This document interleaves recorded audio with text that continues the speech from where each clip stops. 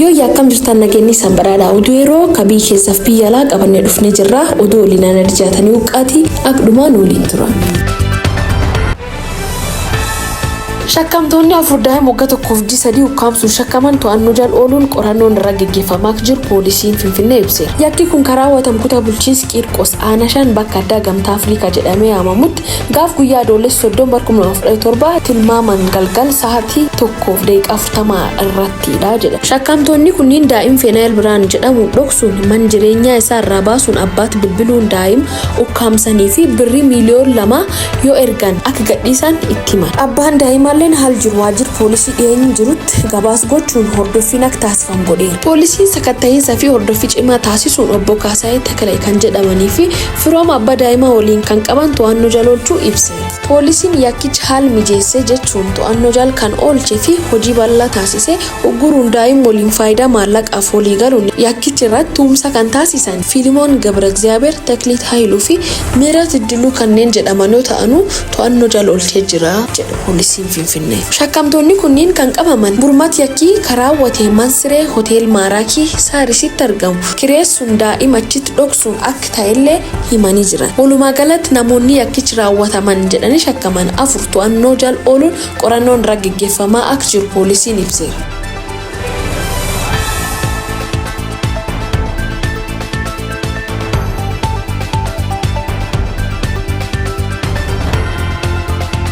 Barattoota 500 oliif tiitooriyaaliin kennamaa jira jedha Biiroon Barnoota Oromiyaa. Naannoo Oromiyaatti hojii tajaajila lammummaa barattoota 563 olii fi barnoonni tiitooriyaalii kennamaa jiru Biiroon Barnoota Oromiyaa ibsee jira.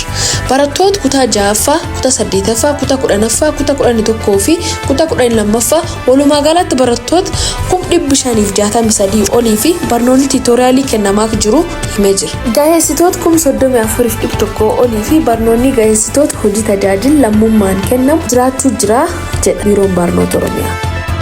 Kan malee kan manneen barnootaa bu'uur boruu 2,853 ol ijaaruu fi karooreffamuu ibsuun kanneen keessaa immoo 2,140 haga baatii fulbaanaan kan ijaaraman ta'uuf ijaarsi manneen barnoota bu'uur boruu 874 eegalamuu isaanii himanii jira. Manneen barnoota sadarkaa tokkoffaa 170 barkan hojii tajaajila lammummaa kan ijaaraman ta'uuf kanneen keessaa immoo baatii fulbaanaa 30tti akka ijaaraman hiranii jiran.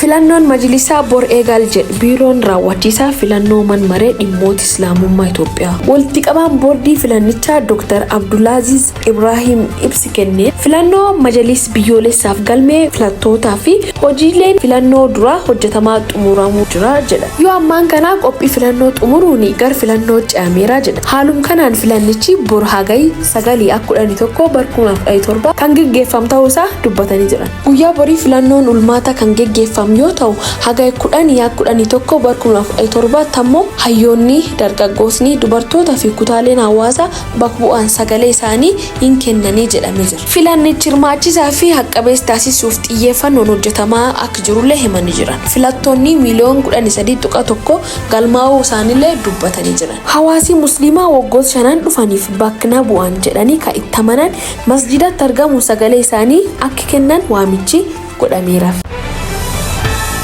Zelenskiin waliigaltee dhukaasa dhaabuuf jecha bulchiinsi Doonbaas Raashiyaaf hin dhiisnu jedha. Pirezidaantiin Yuukireen Vilaadmiir Zelenskiin walgahii pirezidaantii Ameerikaa Doonaald Tiraamp jimaata dhufaa gitaa isaanii Raashiyaa waliin Aleksaat geggeessan irratti Yuukireen maddee akka dhaabbatanii fi dhiibbaa gochuuf hooggantooti Awurooppaa wal ta'uun marii taasisanii jiran. Hooggantoonni kunneen marii toora intarneetii kaleessa Tiraampii waliin taasisan Yuukireen bakka irra hin jirre daangaa biyyattii humnaan jijjiiruu dabalatee murtoon kamiyyuu fudhatamuu akka hin qabne deebi'anii hin dubbatu jedhamee eegamuudha. Tiraamp walgahii kamiyyuu naannoo tokko jijjiiruu kan of keessa qabu yoo ta'u himuun gaafii pirezidaantii Raashiyaa Vilaadmiir Puutin keessaa tokko Kiiv kutaalee Doonbaas akka ammallee to'ataa jirtu akka dhiiftu fakkaatee inaman. Kibxaaf darbu Zeleniskiin lafni akkasii kun haleellaa gara fuulduraa Raashiyaan yeroo dhiyoo asitti bu'aa argachaa turte akka ka'umsaaf fayyadamuu akka danda'u dubbate. Kun ammoo osoo kanaan jiru loltoonni Raashiyaa dhiyeenya Doopporoopiliyaatti haleellaa tasabanuu yeroo gabaabaa keessatti kiiloomeetira 10 seenuu danda'an. Zeleniskiin sochii Raashiyaan taasisaa jirtu kun aadaawwan waraanaa hedduu irratti ta'uu amanuudhaan haa ta'u malee waraanni kun yeroo dhiyootti ofirraa hin qollataa. Tarkaanfiin Raashiyaa gad buusuudhaan Puutiin osoo Tiraamp waliin hin mari'atiin Raashiyaa gara fuulduraatti tarkaanfachuu Yuukireen odeeffannoo jechuun qabu uumuudhaaf akka ta'e nuuf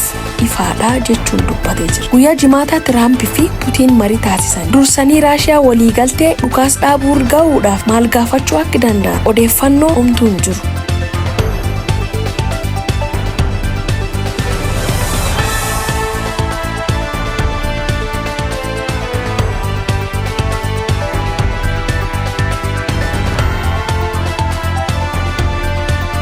Lammiileen Itoophiyaa manneen hidhaa Maalaawii akka keessa turan 200 ol kataan daandii qilleensa Itoophiyaa dhaabbata boqottoota addunyaa fi imbaasii Itoophiyaa Yerusaalemitti argamu waliin ta'uun haga 1 Oktoobar 2017 gara biyya deebisuu akka danda'an ministeerri dhimma alaa Itoophiyaa miidiyaa hawaasaa isaarratti beeksisee jira. Lammiileen kunneen viizaa osoo hin qabaatiin karaa seera dhabeessaan vandaaltotaan gowwoomfamanii baasii guddaa baasanii gara Mooyyaaleetiin biyyaa ba'uun daangaa Keenyaa fi Taanzaaniyaa qaxxaamuruun gara Afrikaa kibbaatti ce'uuf osoo yaalanii humni nageenya Maalaawiitiin to'annoo jala akka oolanii fi yeroo dheeraaf mana hidhaa keessa akka turan ministeerichi ibsee jira.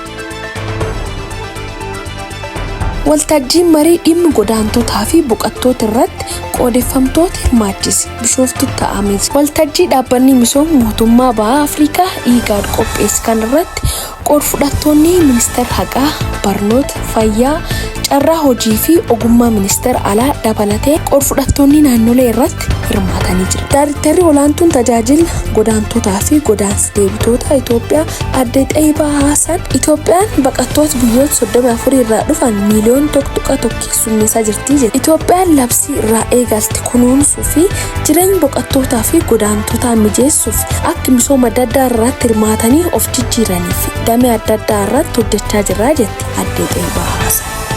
Itti aansuun ammoo dhiyeenkan waan artisti Caalaa Bultumee irraa deemaa ture irratti waan inni miidiyaa hawaasaa Feesbuukii irkeeyyatti salphifame. Artistiin Caalaa Bultumee artistii uummata Oromoo biratti gurguddaa jaalalaaf kabaj qabu artistii qabsoo hedduu geeddabre eegidhiyoo as miidiyaa hawaasaa irratti dhaanamee agaraa ture. Kun ammoo uummata Oromoo guddoo rifachiisee ture. Artistiin kun dhimmi kanarratti deebite. Fuul Feesbuukii isaa irratti akki maxxansee guutumaa guututti waan inni barreesse isaniif dhiyeessinaa aqlumaan waliin tura. Share, like, subscribe gochuun dagatina.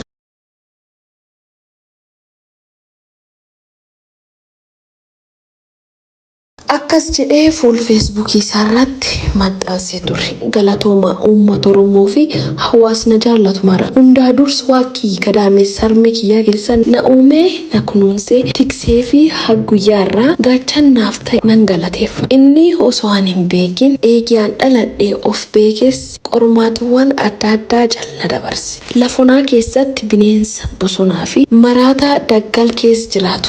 Mara firnaaf taasisee waliin na jiraachise. Kanaaf galateeffadhe. Itti aansunis uummata kiyya jaalatu fi na dinqisiifatu. Warra gufuu goofnaaf dhukkubsatu. Kakaabaa, kakibbaa, kabaa fi kadhiyaa hundi isaanii galateeffa. Warri qaaman na biratti argamtanii, warri bilbilaan iyyafattanii, warri miidiyaa hawaasaa irraa naaf dhukkubsattan, naaf birmattan galatoomaa jiraadha. Anammaan kan fayyaa qaba. Garuu bu'aa qorannoo mana yaalaa irraa eeggataa jira. Waan jiruuf booda irratti kan isaniif beeksisu ta'a. Waaqii hamaaf dabarse nan kenne na oolche. Waaqii haa ulfaa. Taatichi akkan ture. Guyyaa sun sababa hojiitiif Finfinnee safar labuu jedhamutti achiiti obboleeskii nagaarraa dhugumaa walii walaga. Laaqan waliin nyaannee eegi laaqanni xumurameen booda nagaara geggeessuuf waliin gad bahe. Isan naga dhaamadhee eegi deebi'een booda narra raawwata. Dhimmi kan irratti obboleessiki nagaarraa dhugumaa waan barreesse isirratti waan dabalu qaba. Anin caalaan isum duriiti. Onneenis, tolaanis, lolaanis isum duraati. Onne kii guutuu maatii kiyyaaf hojii kiyyaa kennuu eegi jalqabee as wantoota obsaan dabarsaa maqaan koo waan hin taaneen akka ka'uun fedha. Daa'im koo guddifachuu barbaadu waan ta'eef guyyichi kan obsaan dabarseera. Obsu jechuun mirgaa fi kabaja ofii namaaf dabarsanii kennuu miti. Rakkoon kun akka caalee hin uumamneef qabbaneessaniitu taa'uudhaa jedheen amana. Taate kanaaf obsi qoftii gahaa akka hin taane beekuun barbaachisaadha. Qaamni aangoo ofii bakka isaaf hin malletti fayyadamee anarrallee naannoo isaarrallee jeeqam fidee karaa seeraan itti deemuun dirqama. Dhimmi sun naaf seeraaf dhiisa. Kun kabajaa lafa osoo hin taane kabaju uummata olaantummaa seeraaf jecha godha. Dhimmi kan itti deemaa jiru waan ta'eef waan ergaa'u walumaan hordofna. Gara xumuraatti ammoo namni taatee fokkisa kanarra raawwate Jeneraal Tasfaayee Ayyaaloo miti. Namoonni yeroo maqaa namaa waaman miidiyaa hawaasaa irratti hubadheera. Haa ta'u malee maqichi dogongora. Haqqii barbaada. Haqa namaa jallisuun sirrii miti. Inni kun Jeneraal Tasfaayee Waldamaariyaam jedha. Akka shakkuutti namichi maqaa isaa himatu kanatti deemaa jiru natti fakkaata. Maalis ta'u maal namni goch kanarraa raawwatu seeraan ol ta'uu waan hin dandeenyeef gam seeraan kan murtee argatu yoo ta'u gal fuulduratti taateen akkana namoota biraa irratti illee akka hin raawwatamneef cichinee kan qabsoofnu ta'a. Walumaa galatti iyyaafannaa fi dhukkubsannaa keessaniif galatoom jedhee fuul feesbuukii irratti artisti Caalaa Hundeessaa kaa'ee jira.